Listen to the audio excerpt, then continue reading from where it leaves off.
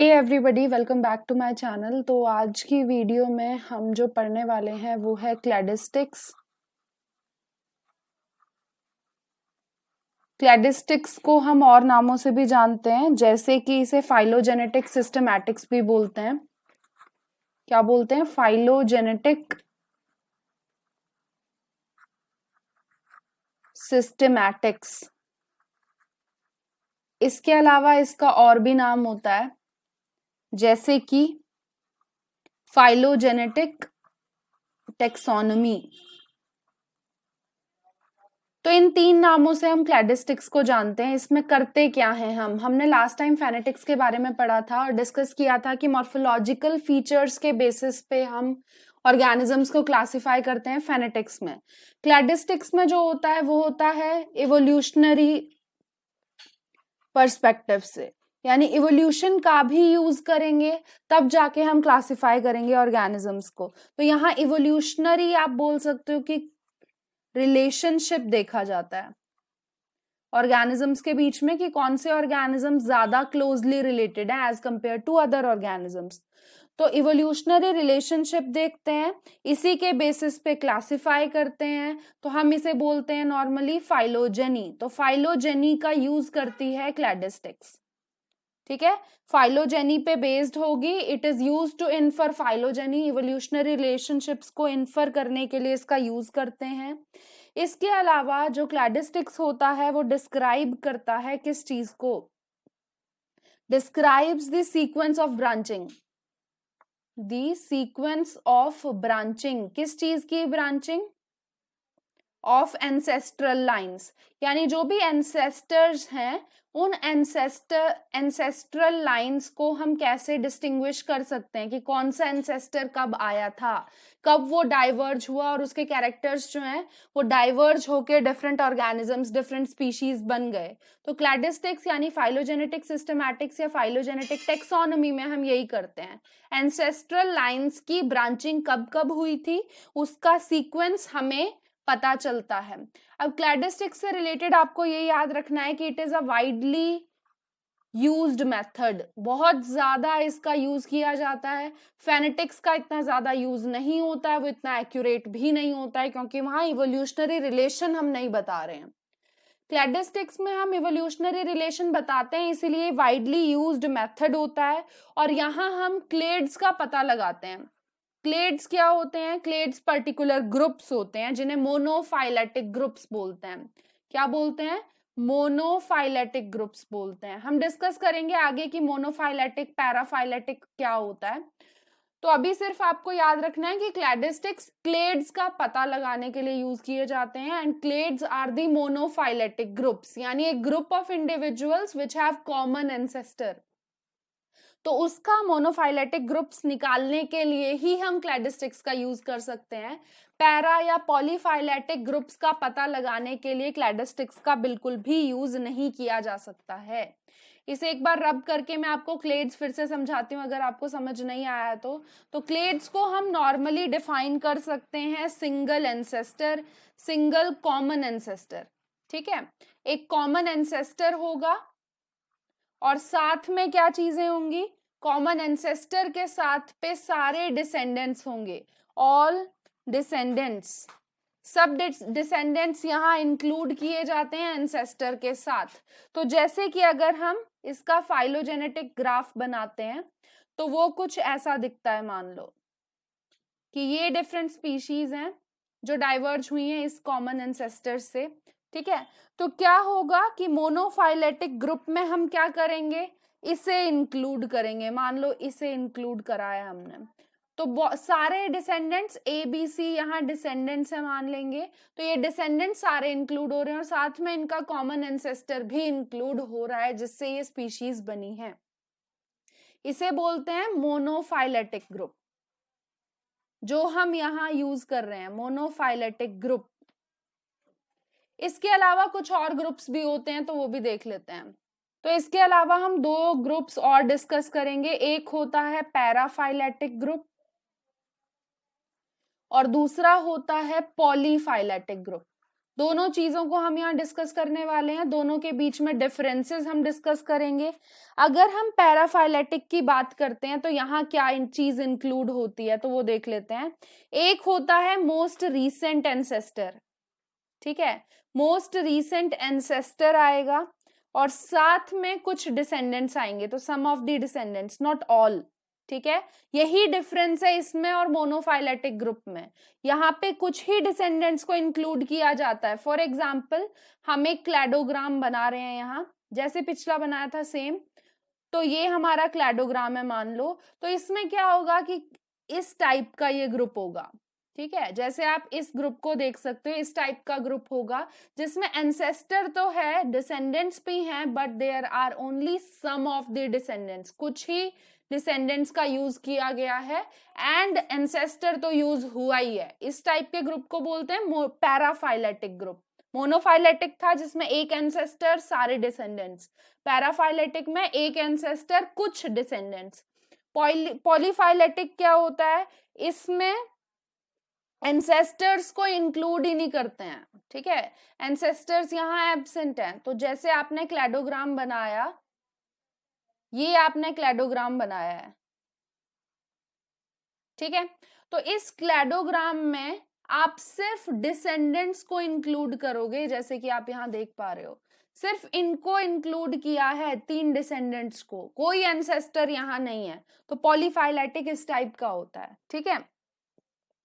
या आप इसे थोड़ा और बड़ा कर सकते हो तो इस टाइप का आपको दिखेगा, मतलब आपके एंसेस्टर उन सब डिसेंडेंट्स का सेम भी हो सकता है, अलग भी हो सकता है, मोस्टली अलग होता है।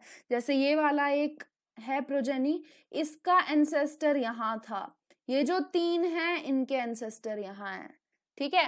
तो एंसेस्टर डिफरेंट है, बहुत सारे एंसेस्टर के डिसेंडेंट्स को हम साथ में इंक्लूड कर रहे हैं, तो उसे बोलेंगे पॉलीफाइलेटिक। पॉलीफाइलेटिक ग्रुप उसे हम बोलेंगे। अब कुछ और टर्म्स भी समझ लेते हैं जो इससे रिलेटेड होती हैं। तो अब हम डिस्कस कर लेते हैं 2 चीजों को, एक होता है सिन एपोमॉर्फी और दूसरा होता है सिम प्लीजियोमॉर्फी।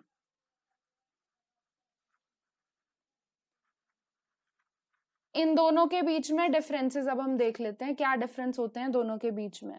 तो सिन एपोमॉर्फी होती है शेयर्ड डेराइव्ड कैरेक्टर्स, ऐसे कैरेक्टर्स जो डेराइव हुए हैं सबके अंदर, शेयर्ड डेराइव्ड कैरेक्टर्स को हम सिन एपोमॉर्फी बोलते हैं। सिम प्लीजियोमॉर्फी किसे बोलते हैं, शेयर्ड एंसेस्ट्रल कैरेक्टर्स को, मतलब एंसेस्टर वाले कैरेक्टर अभी भी प्रेजेंट हैं स्पीशीज में, प्रोजेनी में, ठीक है। तो ये दोनों के बीच में डिफरेंस हो गया, यहाँ डेराइव्ड वाले कैरेक्टर देखेंगे, यहाँ एंसेस्टर वाले कैरेक्टर देखेंगे, ठीक है। सिन एपोमॉर्फी में हम क्या करते हैं, ऐसे कैरेक्टर्स देखते हैं जो कि शेयर किए जाते हैं बाय 2 और मोर टेक्सा एंड उनके मोस्ट रीसेंट कॉमन एंसेस्टर के थ्रू, ठीक है। बट सारे एंसेस्टर्स जो हैं, जो पुराने एंसेस्टर थे, उन सब के अंदर वो ट्रेट हो ना हो जरूरी नहीं है।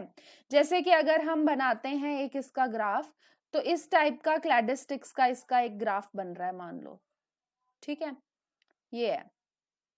अब मान लो वो कैरेक्टर यहाँ डेवलप हुआ है, इस एंसेस्टर में वो कैरेक्टर आया और आगे आने वाले इन 2 डिसेंडेंट्स में वो कैरेक्टर है, बट ये मोस्ट कॉमन, वो मोस्ट रीसेंट एंसेस्टर था, इससे पहले वाले जो भी ये एंसेस्टर थे इनमें ये कैरेक्टर था ही नहीं, ठीक है। तो ये है शेयर्ड डेराइव्ड कैरेक्टर, ऐसा कैरेक्टर जो डेराइव हुआ है which was not present in the initial ancestor of all those taxa, ठीक है। सिम प्लीजियोमॉर्फी में क्या होता है कि वो एंसेस्टर में प्रेजेंट होता है, जैसे कि अगर ये डिफरेंट प्रोजेनी थे, टेक्सा थे जो इससे बने, वो कैरेक्टर यहीं डेवलप हो गया, ठीक है। तो सबसे पुराने एंसेस्टर में वो प्रेजेंट है, इसी वजह से सबके अंदर वो कैरेक्टर आ रहा है, सब टेक्सा के अंदर, समझ आया। तो ये एंसेस्ट्रल कैरेक्टर है जो सबके अंदर प्रेजेंट है, एंसेस्टर से लेके आगे आने वाले सभी डिसेंडेंट्स में। ये 2 टाइप किस चीज के होते हैं, होमोलॉजी के टाइप्स होते हैं। होमोलॉगस स्ट्रक्चर्स जो होते हैं उनको हम डिवाइड करते हैं इन 2 कैटेगरीज में, ठीक है, हमने ये देखा कि ये होमोलॉजी के क्या हैं, टाइप्स हैं। तो होमोलॉजी के टाइप्स तो ये हैं। अब इनके अंदर क्या चीज है कि एक कॉमन एंसेस्टर था, उसी कॉमन एंसेस्टर से वो कैरेक्टर शेयर किए जा रहे हैं डिफरेंट ऑर्गेनिजम्स में। तो एंसेस्टर्स में शेयर हैं या फिर डेराइव्ड हैं वो कैरेक्टर्स, ये सब होमोलॉजी के टाइप्स होते हैं। इसके अलावा एक और चीज होती है, उसे डिस्कस करते हैं। इसके अलावा एक होती है होमोप्लासी। क्या होता है होमोप्लासी? होमोलॉजी डिस्कस किया, common ancestor and divergent evolution. यहां क्या होता है, there is no common ancestor. ठीक है, कॉमन एंसेस्टर कोई भी यहां नहीं है। कॉमन की बात कर रहे हैं हम, हर एंसेस्टर की बात नहीं कर रहे हैं। एंसेस्टर तो होगा ही, तभी वो स्पीशीज डेवलप हुई हैं। तो होमोप्लासी में कॉमन एंसेस्टर कोई नहीं होता है, और यहां पे होती है कन्वर्जेंट इवोल्यूशन। कन्वर्जेंट इवोल्यूशन होता है।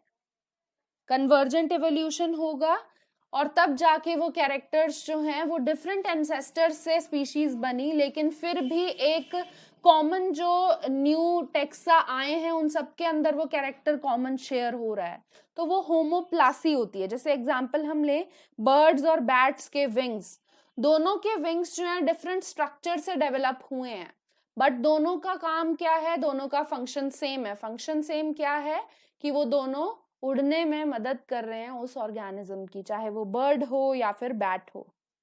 ठीक है, तो जो भी कैरेक्टर स्टेट्स होती हैं उन्हें हम डिवाइड करते हैं दो टाइप्स में, होमोप्लासी, होमोलॉजी। होमोलॉजी होगी जिनके अंदर कॉमन एंसेस्टर है, होमोप्लासी होगी जिनके अंदर कॉमन एंसेस्टर नहीं है।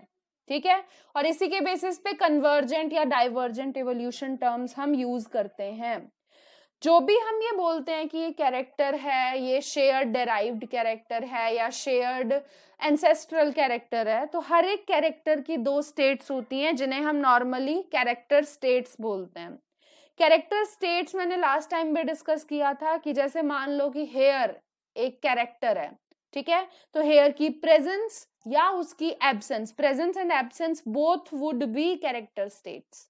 कैरेक्टर क्या होगा, हेयर होगा, प्रेजेंस एंड एब्सेंस उसकी कैरेक्टर स्टेट्स होंगी।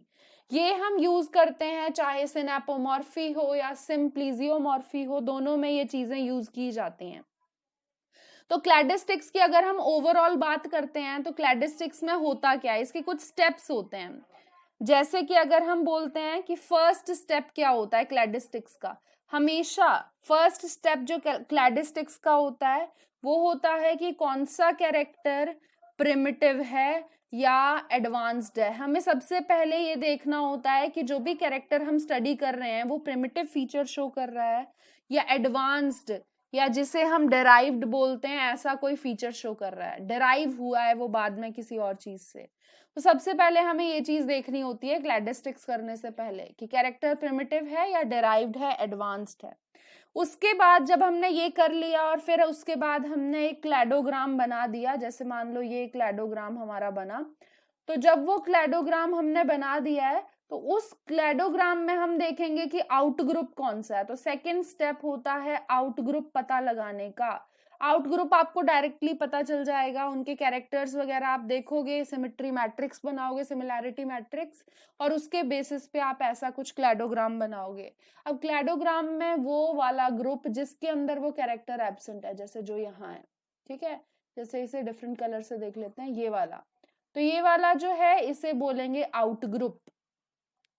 ये आउट ग्रुप कैसे हुआ, जैसे कि मान लो कि एक कैरेक्टर यहाँ डेवलप हुआ था, तो ये वाला आउट ग्रुप होगा क्योंकि इसके अंदर वो कैरेक्टर नहीं आया, ये पहले ही डाइवर्ज हो चुका है उसके। और ये जो तीन आएंगे इन्हें इन ग्रुप काउंट किया जाएगा क्योंकि इनके अंदर वो कैरेक्टर प्रेजेंट है जो भी हम स्टडी कर रहे हैं। तो आपको सबसे पहले प्रिमिटिव या डेराइव्ड का जब पता चल गया, उसके बाद आप आउट ग्रुप और इन ग्रुप का देखते हो, और उसके बाद फिर आप बताते हो कि जो भी ऑर्गेनिज्म है उसका जो क्लैडोग्राम बना उसके बेसिस पे ये डिफरेंट ग्रुप्स फॉर्म हो रहे हैं। ये डिफरेंट ऑर्गेनिजम्स हैं जो इन ग्रुप से बिलोंग करते हैं या ये ऑर्गेनिज्म है जो आउट ग्रुप से बिलोंग करता है, ये चीज आप पता लगाते हो। ठीक है, अगर हम थोड़ा बहुत चीजें क्लैडोग्राम की आप डिस्कस कर लेते हैं, होता क्या है, एक टाइप का फिनोग्राम ही होता है या फाइलोग्राम आप बोल सकते हो। तो जैसे फिनोग्राम था जो हमने पीछे फेनेटिक्स में पढ़ा था, वही है, प्लस साथ में इवोल्यूशन ऐड कर दिया। तो इवोल्यूशनरी रिलेशनशिप्स भी यहाँ हम कंसिडर कर रहे हैं। हर एक क्लैडोग्राम में नोड्स और इंटरनोड्स होती हैं, नोड्स प्लस इंटरनोड्स। नोड्स कौन सी होंगी? वो रीजन जहां पे एंसेस्टर प्रेजेंट है, ठीक है। इंटरनोड्स होंगी दो नोड्स के बीच का एरिया। फिर यहाँ एक टर्म हम यूज करते हैं सिस्टर टैक्सा। सिस्टर टैक्सा क्या होते हैं? वो सारे टैक्सा जिनका कॉमन एंसेस्टर है। जैसे कि मैंने ये फिनोग्राम बनाया, क्लैडोग्राम बनाया, इस क्लैडोग्राम में आप ये देख सकते हो कि ये दोनों सिस्टर टैक्सा में आएंगे क्योंकि इनका एंसेस्टर यहाँ कॉमन है, ठीक है।